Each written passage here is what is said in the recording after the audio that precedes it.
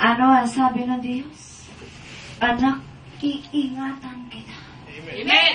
Sasamahan kita. Hindi kita iiwan. Hindi kita pababayaan. Amen. Amen. Kung may tiwala kayo sa nagsabi niyan, go. Yan lang. Go. Amen.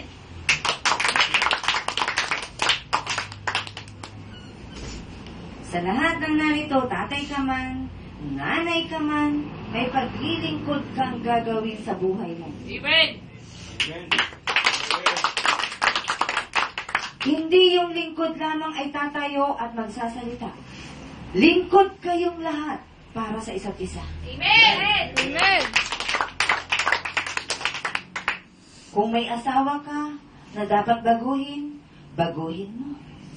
Ikaw ang lingkod para sa kanya. Amen. Ang lingkod ay mangunguna. Magpakita ng maganda. Sasabihin mo, mahal kong asawa, manalangin muna tayo bago ka manigarilyo. Amen. Parang mahirap gawin, hindi ba? Corny? Bakit? Hindi mo siya mapagsabihan, pero sa pananalangin, kikilos ang Diyos sa buhay niya. Amen. Amen. Ganyan kayong magmahal.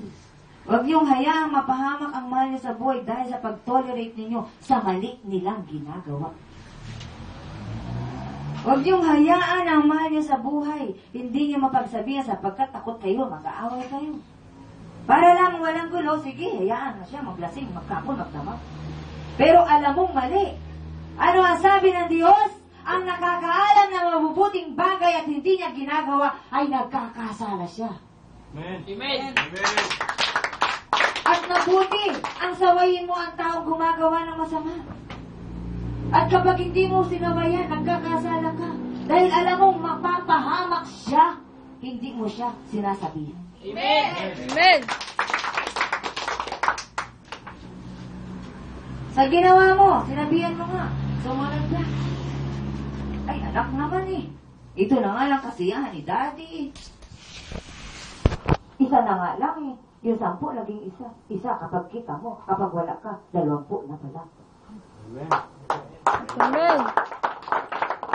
Huwag kayong magpaloko sa demonyo. Alamin mo yung pinagtataguan ng sigarilyo. At kunin mo. Marunong siya magtago, marunong ka rin magtago. Habang kinukuha mo yung sigarilyo, wala siya. Magugulit siya. Saan yung sigarilyo ko dito? Ha, tatawa ka. Ubus na, ginatong ko na. Amen.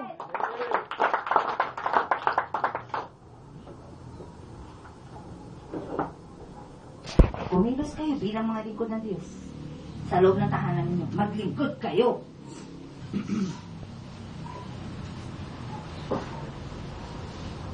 Kaya mo, Kim? Bago malis ang daddy mo, sunugin mo ang sigarilyo niya. Amen.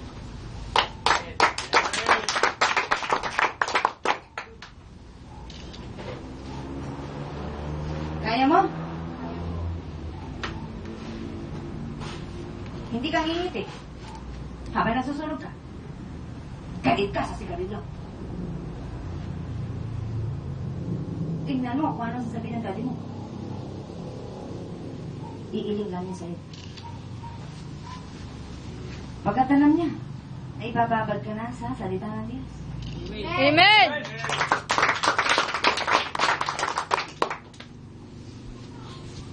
Mga anak ng Diyos, napapagod na ba kayo? Naiinip na ba kayo? Nandito pa ba kayo? Amen. Kung kayo, nakaupo lang, napapagod, paano pa kayo yung lingkod na nakatayo? Hindi kaya siya napapagod? Tao din siya. Amen. Pero bakit nagpapatuloy siya? Mahal niya kasi ang Diyos! Amen.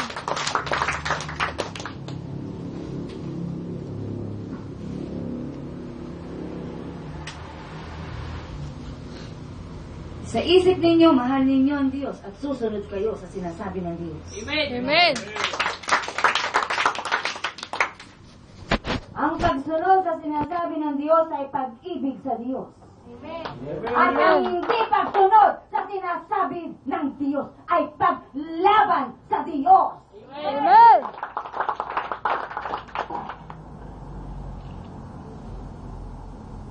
Kaya mamimili kayo. Alin doon sa dalawa? Susunod o lalaban? Sasabihin ng isa, susunod ako. Pero ito lang magaan.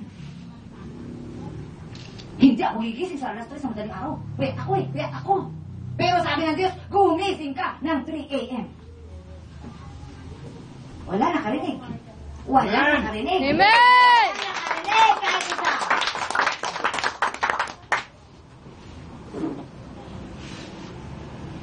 Pwede naman alas 3 ng hapon eh. Bakit kasi 3 a.m. pa eh? Puyat na ako eh. Tsaka kulunggot ng kumot eh. Gigising ka ba, Bernard? 3 a.m.? Beverly? Tanongin mo si Kimberly. Amen. Gigising yan. Gigising. Kapag sanay na siyang gumising ng 3 a.m. Diba? Oh.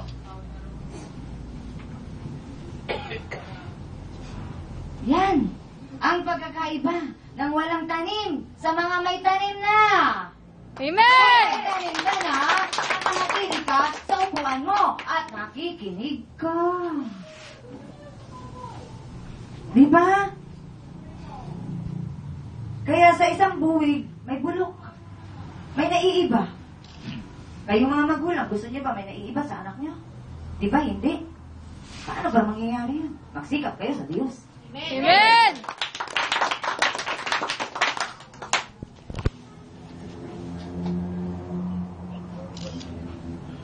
Mga magulang, hindi biro ang ginagawa ng Diyos. Amen. Kung kayong magulang, hindi nyo kakayanin ang magdisiplina sa anak, sino magdidisiplina siya? Kung taglay nyo ang karunungan mula sa Diyos, kaya niyo yan. Kayang-kaya nyo ang mga anak nyo. Amen. Ito ang gusto ko. Ako ang tatay dito, akong nanay dito, ako ang masusunod, hindi kayo. Kung ayaw nyo sumunod, hanap kayo ng ibang nanay nyo at tatay nyo. Kaya naiiba ang mundo dahil ang magulang pumapalit sa pwesto ng anak. Ang anak na ang tatay at nanay. Ang nanay at tatay sunod-sunuran na.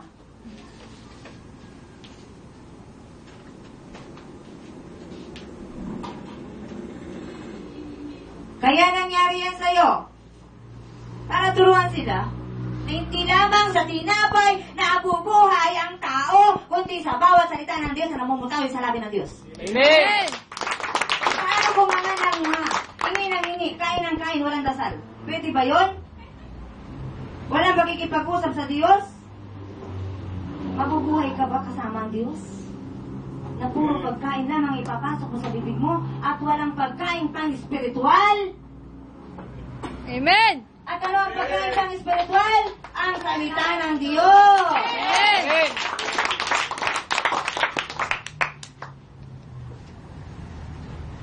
Ano ang kahihinatnan ng mga anak ninyo kung puro pagkain lamang ang ibibigay nyo, pagkain pang pisikal?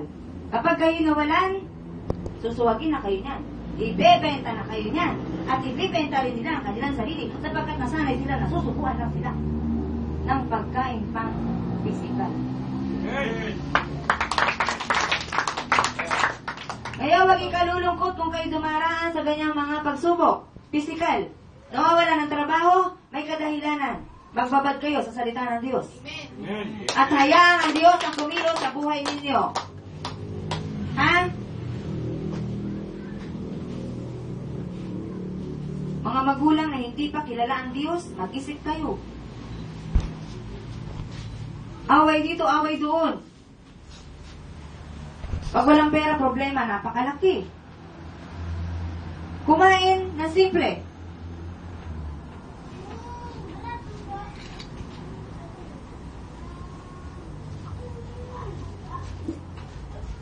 Mga magulang, mag-isip nga kayo. Kapag may anak ka na matigas ang ulo, di ba problema, napakalaki niyan. Amen. Amen. Kung hindi kayo makikipag-isa sa Diyos, sino ang mag-aayos sa buhay ng mga anak nyo? Ibang tao? Ay baka si Satanas ang mag-ayos sa anak mo. At kapag si Satanas ang nag-ayos sa buhay ng anak nyo, kanino pupunta yan? Kay Satanas! Amen.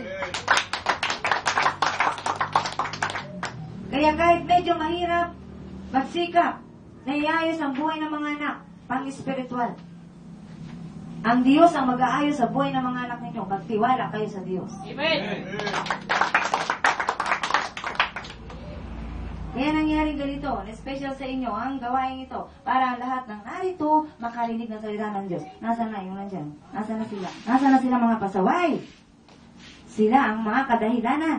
Mga dala nilang mga bad spirit. Mga ni-invite nila mga bad spirit sa tuwing nagmumura sila.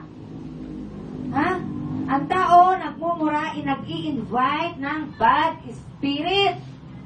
Amen.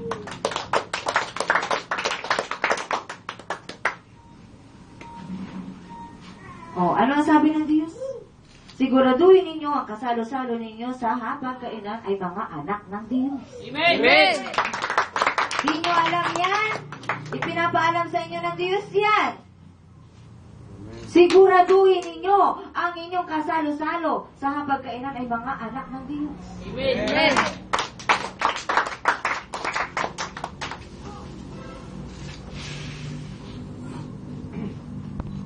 Observe nyo na lang, ano ang kilos niya? Pasaway ba yan? Kapag pasaway, ibig sabihin ang espiritu niyan hindi stable. Kapag pasaway, hindi espiritu ng kapayapaan ang dala niyan. Kaguluhan. At sino ang pinagmumulan ng kaguluhan? Ng espiritu ng kaguluhan? Galing ba sa Diyos yan? Galing sa kaaway yan. Amen. Amen. Kaya i-rebuke nyo. In Jesus' name. Ikaw, espiritu ng kaguluhan, lumayas ka sa bahay na ito. Amen.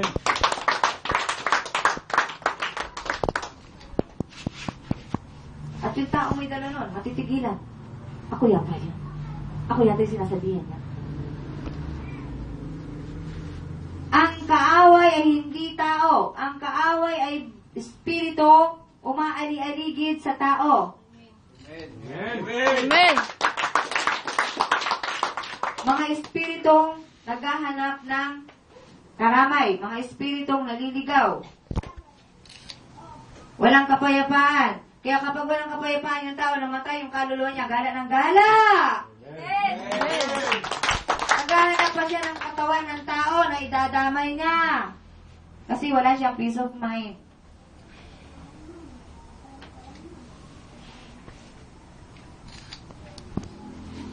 Kaya gamitin ninyo ang karunungan tinanggap niyo